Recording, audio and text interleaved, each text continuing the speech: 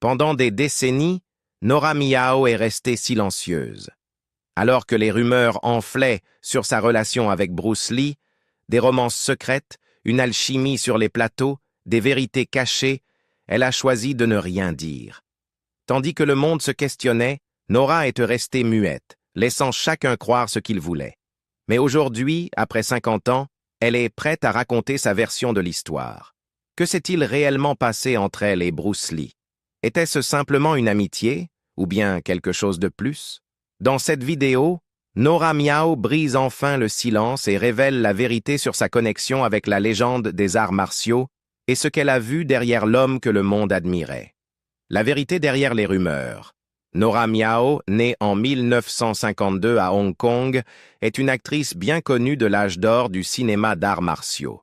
Son vrai nom est Chan Wing-man, mais elle est devenue célèbre sous le nom de scène Miao Ke-Xiu. Elle s'est fait un nom dans les années 1970 grâce à ses films avec Golden Harvest, l'un des studios les plus célèbres de Hong Kong, et fut parmi les premières actrices à signer avec eux. Nora est surtout connue pour ses rôles aux côtés de Bruce Lee dans certains de ses films les plus emblématiques. Elle a tourné avec lui dans Big Boss, La Fureur de vaincre et Le Jeu de la mort. Elle occupe aussi une place unique dans l'histoire du cinéma, étant la seule femme à avoir partagé un baiser à l'écran avec Bruce Lee. Leur collaboration étroite a alimenté d'innombrables spéculations, mais jusqu'à aujourd'hui, Nora n'avait jamais raconté toute son histoire. Nora Miao a rencontré Bruce Lee pour la première fois au studio Golden Harvest, un lieu qui allait propulser leurs carrières respectives. À l'époque, Nora ne connaissait de Bruce que sa réputation de pratiquant de Wing Chun, mais dès leur première rencontre, elle a immédiatement remarqué quelque chose de spécial. Il n'était pas seulement doué, il avait cette confiance naturelle qui attirait les gens, se souvient-elle plus tard. Bruce se distinguait non seulement par son talent, mais aussi par sa discipline inflexible. Il abordait chaque scène avec intensité, cherchant toujours le réalisme plutôt que le spectacle. Nora a vu cela de près en travaillant avec lui sur Big Boss. Contrairement à de nombreux acteurs satisfaits de chorégraphies martiales spectaculaires et traditionnelles, le style de Bruce était brut, réel, puissant. Il voulait révolutionner le cinéma d'arts martiaux et dès le début, Nora a compris sa mission. Leur lien s'est renforcé au fil des tournages de La Fureur de vaincre et Le Jeu de la mort. Bruce n'était pas seulement un collègue, il devint un ami et un mentor. Bien que Nora n'ait pas été formée aux arts martiaux, Bruce lui enseignait patiemment les bases. Les arts martiaux, ce n'est pas se battre. C'est la discipline, la concentration, l'expression de soi, lui disait-il. Nora admirait la dévotion de Bruce. Non seulement il travaillait dur sur ses propres scènes, mais il aidait aussi les autres à s'améliorer, y compris elle. Elle se souvient comment il plaisantait avec elle sur le plateau, la taquinant gentiment. Ces moments complices ont fait naître des rumeurs. Certains ont commencé à se demander si leur relation n'était pas plus que professionnelle. Leur alchimie à l'écran et leur amitié hors caméra ont alimenté les spéculations d'une liaison. Beaucoup pensaient que Bruce et Nora avaient une connexion spéciale au-delà des caméras. Une chose en particulier renforçait ces rumeurs. Nora Miao fut la seule femme à partager un baiser à l'écran avec Bruce Lee. Dans La Fureur de vaincre, le personnage de Nora embrasse celui de Bruce dans ce qui deviendra une scène emblématique. Pour Nora, ce fut une expérience mémorable et angoissante. « C'était mon premier baiser à l'écran », confia-t-elle. « J'étais très nerveuse, et Bruce l'était aussi. Il avait peur de trop s'impliquer dans la scène et de dépasser les limites. Ils ont tous deux pris de grandes inspirations avant de filmer, essayant de calmer leurs nerfs. Ce baiser est devenu un moment légendaire du cinéma, et aussi la source de nombreuses rumeurs sur leur relation. Malgré les spéculations du public, Nora a toujours été claire. Il n'y a jamais eu de relation amoureuse entre elle et Bruce Lee. Bruce plaisantait souvent avec moi, me taquinait, mais c'était toujours bon enfant, expliqua-t-elle. Nous étions collègues et amis, rien de plus. Pourtant, certains rapports affirmaient que Bruce l'avait courtisée, bien qu'il fût marié à Linda Lee Cadwell. Nora n'a jamais directement répondu à ces rumeurs, préférant rester silencieuse. « J'ai une forte personnalité. Je ne ressens pas le besoin de tout expliquer à tout le monde », a-t-elle dit un jour. « Si je dément, les gens ne me croiront pas de toute façon. Alors à quoi bon? Les gens croiront ce qu'ils veulent. » Même si Nora n'a jamais confirmé de relation amoureuse avec Bruce, il est indéniable qu'ils partageaient un lien profond. Bruce la respectait comme actrice et souhaitait souvent qu'elle soit l'actrice principale de ses films. En fait, il l'a personnellement invitée à jouer dans Le jeu de la mort en 1972. Nora a refusé, ne voulant pas être exposée à la pression des médias et du public. À cette époque, les rumeurs sur leur relation étaient à leur comble, et Nora souhaitait s'en éloigner. Elle est partie pour Taïwan, où elle a travaillé sur un film d'art. Là, elle a rencontré l'acteur taïwanais Ko Chun-seung, qui est ensuite devenu son mari. Après cela, Nora et Bruce se sont rarement revus, bien que Bruce demandait souvent de ses nouvelles. Ses souvenirs de Bruce restent cependant vifs. C'était quelqu'un qui voulait toujours le meilleur pour tous. Il était passionné, déterminé et bienveillant. Malgré tout, Nora Miao n'a jamais laissé les rumeurs définir sa relation avec Bruce Lee. Elle a laissé le public penser ce qu'il voulait, mais ceux qui la connaissaient et connaissaient Bruce savaient la vérité. Vivre avec sa mémoire. Quand Nora Miao a appris la nouvelle de la mort soudaine de Bruce Lee en juillet 1973, son monde s'est effondré. Le choc, l'incrédulité et une immense tristesse l'ont envahi. Au début, elle ne pouvait pas y croire. Bruce, si plein de vie, d'énergie et de rêves, ne pouvait pas être parti. Mais lorsque la réalité s'est imposée, elle s'est effondrée. « J'ai pleuré, j'ai crié.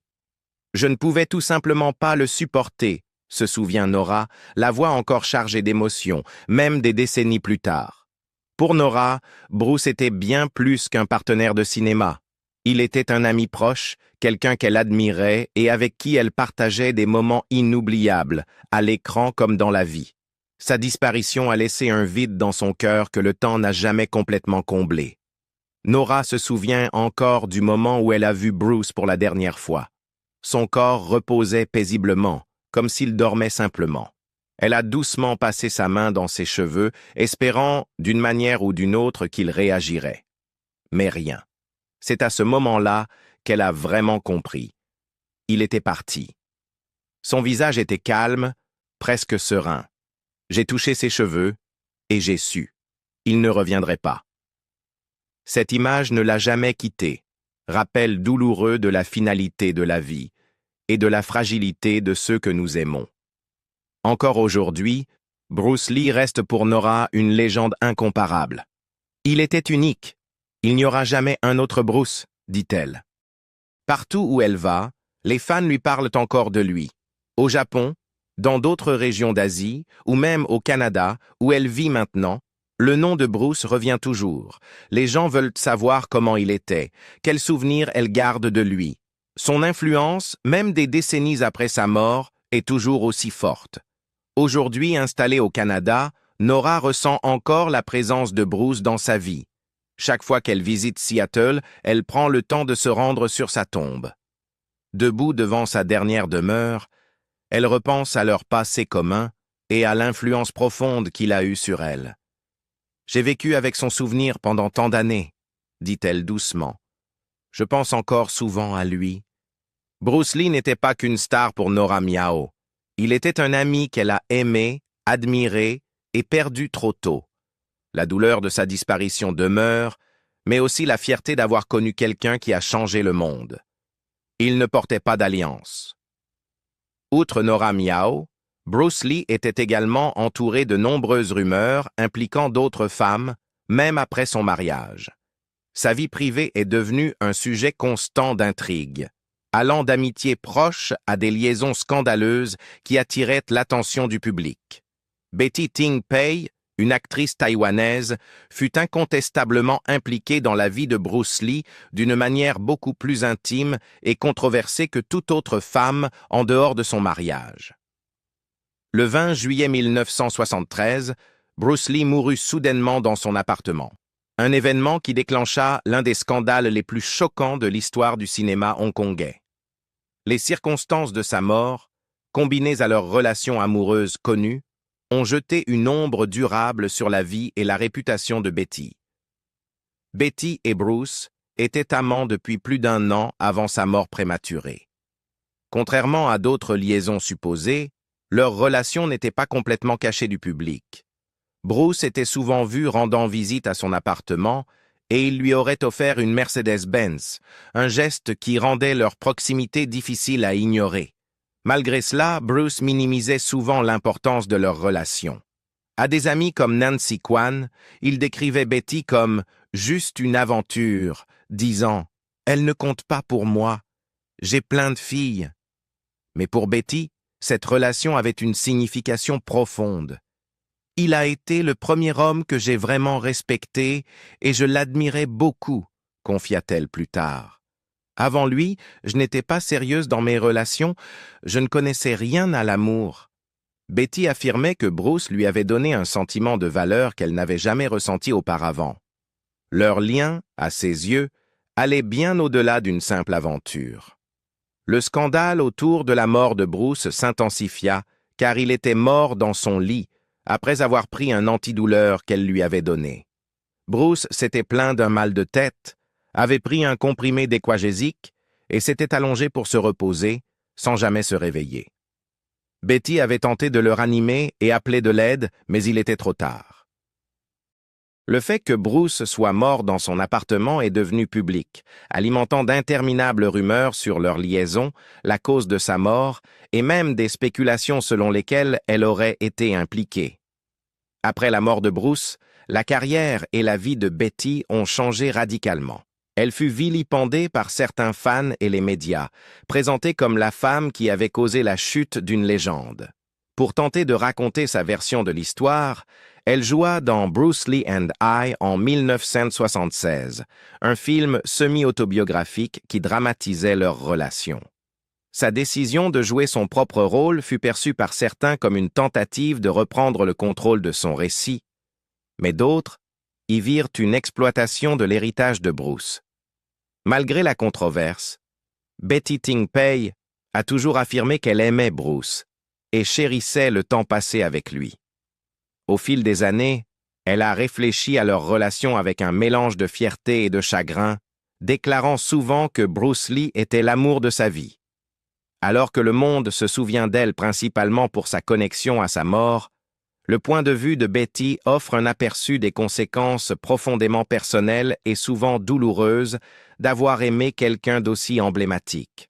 Aux États-Unis, Bruce Lee fut également lié à l'actrice américaine Sharon Farrell, ajoutant une autre dimension à sa vie personnelle complexe. Leur relation, bien que moins médiatisée que d'autres, fut passionnée et intense. Sharon rencontra Bruce en 1969, alors qu'il travaillait comme conseiller en arts martiaux sur le film The Wrecking Crew. Bien que Bruce soit marié à Linda à l'époque et qu'il venait d'accueillir leur deuxième enfant, Shannon, il séduisit rapidement Sharon par sa confiance, son charisme et sa remarquable prestance physique. Farrell parle plus tard ouvertement de leur liaison, décrivant Bruce comme un amant extraordinaire ayant une profonde compréhension du corps féminin. « Bruce m'a emmené sur la Lune et au-delà », se souvint-elle. « Il m'a complètement bouleversé. » C'était le premier homme avec un corps aussi magnifique. Ses muscles étaient si bien dessinés, comme s'ils avaient été sculptés. Leur connexion physique était indéniable, mais Sharon voyait aussi les complications. Bruce était marié, et sa vie ne lui appartenait pas entièrement. Malgré cela, leur liaison continua un certain temps, souvent selon les conditions de Bruce. Il appelait ou se présentait soudainement, prenant le contrôle de leur rencontre. Il disait simplement « Je viens » et c'était tout, dit Farrell. Il était intense, mais cela ne me dérangeait pas. Bruce était l'amour de ma vie. Cependant, Les sentiments de Sharon se compliquèrent lorsqu'elle développa une relation avec un autre homme, Steve McQueen, l'ami proche de Bruce et l'un de ses élèves les plus célèbres en arts martiaux.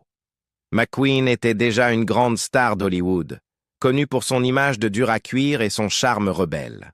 Sharon se retrouva déchirée entre deux hommes puissants, l'artiste martial magnétique et l'acteur emblématique. Finalement, Farrell fit un choix qui mit fin à sa relation avec Bruce. Elle décida d'être avec McQueen, attirée par la stabilité et la protection qu'il offrait. Bien qu'elle admît être en désir pour McQueen, elle confessa que Bruce restait le véritable amour de sa vie. « Ah, Steve avait du succès. Il était mon protecteur, » expliqua-t-elle. « J'étais en désir avec Steve, mais Bruce, c'était autre chose. Je l'aimais. » Leur liaison, bien que brève, laissa une empreinte durable chez Sharon. Même des années plus tard, elle parlait de Bruce avec une profonde affection et nostalgie, se souvenant de lui non seulement comme d'une légende des arts martiaux, mais comme d'un homme qui avait apporté dans sa vie une passion et une intensité que personne d'autre n'avait su lui offrir. Bruce, pour sa part, ne parla jamais publiquement de sa relation avec Sharon. Cela resta l'un des nombreux aspects privés de sa vie qui ne furent révélés qu'après sa mort. Pourtant, pour ceux qui connaissaient l'histoire, cela ajoutait une nouvelle dimension à cet homme déjà plus grand que nature, montrant que même une icône mondiale pouvait être vulnérable à l'amour, au désir et aux choix complexes que cela entraîne. Le charme indéniable de Bruce Lee et son physique athlétique attirèrent de nombreuses femmes durant son ascension, tant à Hong Kong qu'à Hollywood.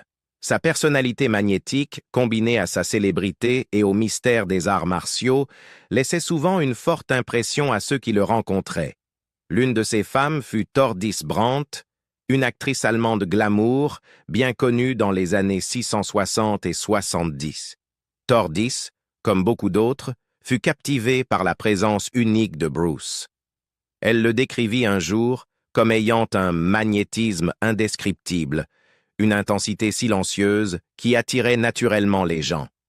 Contrairement à beaucoup de stars hollywoodiennes de l'époque, Bruce n'avait pas besoin de se vanter ou de surexploiter sa notoriété. Sa confiance venait naturellement, enracinée dans sa discipline et son dévouement à son art. Tordis et Bruce eurent une brève liaison, empreinte d'admiration et de fascination. Cependant, cela se termina brutalement lorsqu'elle découvrit que Bruce était marié et père de famille, ce qu'il ne lui avait jamais révélé. « Il ne portait pas d'alliance », déclara Tordis dans une interview des années plus tard. « Et il n'a jamais mentionné sa femme. Quand je l'ai appris, j'ai été choqué. » Leur relation fut courte, mais laissa une marque durable chez Tordis. Elle se souvenait de Bruce comme d'un homme à la fois puissant et vulnérable, quelqu'un qui portait le poids des attentes, mais qui cherchait encore des connexions personnelles au-delà de l'écran, la vraie femme derrière la légende. Linda, l'épouse de Bruce, fut une présence constante et loyale dans sa vie. Ils se sont rencontrés à Seattle au début des années 1960, alors que Bruce enseignait les arts martiaux, et se sont mariés en 1964, malgré les objections de la famille baptiste conservatrice de Linda. Ensemble, ils ont eu 2 enfants, Brandon et Shannon, et ont construit une vie fondée sur les rêves de succès mondial de Bruce. Alors que la célébrité de Bruce montait en flèche, surtout après son retour à Hong Kong et le succès international de ses films, des rumeurs d'infidélité le suivaient partout. Certaines sources suggèrent que Linda, bien qu'au courant de ces liaisons, les tolérait, croyant qu'elles ne menaçaient pas le fondement de leur mariage. Bruce lui-même avait une vision controversée de la fidélité, ayant un jour dit à Linda « L'infidélité n'a aucun véritable impact sur un mariage. Une attirance passagère pour une autre femme n'a aucune importance. » Pour lui, ce qui comptait réellement, c'était son engagement envers elle et leurs enfants. Malgré ses défis, Linda est restée présente et soutenante, souvent décrite comme la partenaire idéale pour un homme aussi intense et ambitieux que Bruce. Les amis du couple, y compris le frère de Bruce, Robert Lee, ont souligné sa force tranquille et sa patience. Robert a un jour déclaré « En célibataire, Bruce aimait les filles belles et tape à l'œil, mais il a épousé une femme calme, sensible, qui savait écouter et le laissait faire les choses à sa façon. Linda abordait rarement les rumeurs publiquement, préférant se concentrer sur la préservation de l'héritage de Bruce après sa mort soudaine en 1973. Tandis que beaucoup se demandent encore comment elle a pu supporter les scandales, ceux qui la connaissaient saluent souvent sa force, la considérant comme un pilier dans la vie tumultueuse de Bruce. Un homme complexe derrière le charme. Bruce Lee a un jour admis qu'il n'était pas un saint. Ses liaisons, bien que discrètes aux yeux du public, étaient un secret de polichinelle dans son cercle intime. Il justifiait souvent ses actes avec un certain détachement philosophique, croyant que les attirances passagères n'avaient aucun poids réel face aux engagements profonds du mariage et de la famille. Cet état d'esprit, combiné à son emploi du temps intense, sa célébrité mondiale et son besoin de contrôle, compliquaient ses relations personnelles. En public, Bruce se montrait dévoué à son épouse Linda et à leurs enfants, mais derrière les portes closes, une réalité différente se dessinait. Son charme indéniable et son physique sculpté attirèrent de nombreuses femmes, aussi bien à Hong Kong qu'à Hollywood. L'une de ces femmes fut Tordis Brandt, une actrice allemande glamour, populaire dans les années 60 et 70. Comme beaucoup, elle fut captivée par la présence magnétique de Bruce. Durant ces années à Hollywood, l'attrait de Bruce dépassait largement les arts martiaux. Il fascinait les femmes par ses démonstrations spontanées de kung-fu et les séduisait avec ses pas de cha-cha, une danse qu'il maîtrisait depuis sa jeunesse et qui révélait toute sa grâce. Son charisme ne venait pas seulement de sa célébrité, il était profondément personnel. La confiance de Bruce était authentique et sa passion pour la vie attirait naturellement les gens vers lui. Cependant, sa célébrité croissante brouillait les frontières entre admiration et controverse. Ses liaisons avec des femmes comme Sharon Farrell, Tordis Brandt et Betty Ting Pei sont devenues une partie de sa légende.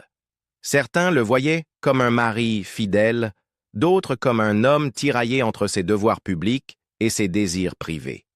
Malgré ses complexités, Bruce a marqué ceux qui l'ont connu, non seulement comme un artiste martial, mais comme un homme qui vivait avec intensité, sans jamais s'excuser. Et aujourd'hui, après 50 ans, Nora Miao a enfin partagé sa vérité sur Bruce Lee, l'homme derrière la légende. D'une profonde amitié aux rumeurs persistantes, des moments inoubliables sur les plateaux au chagrin de sa perte soudaine, nous avons découvert une facette plus humaine de l'icône des arts martiaux. Et vous, pensez-vous que la vie personnelle de Bruce Lee change la façon dont nous percevons son héritage ou ne fait-elle que le rendre plus humain? Partagez vos pensées dans les commentaires ci-dessous. Et n'oubliez pas d'aimer, de partager et de vous abonner pour plus d'histoires méconnues sur les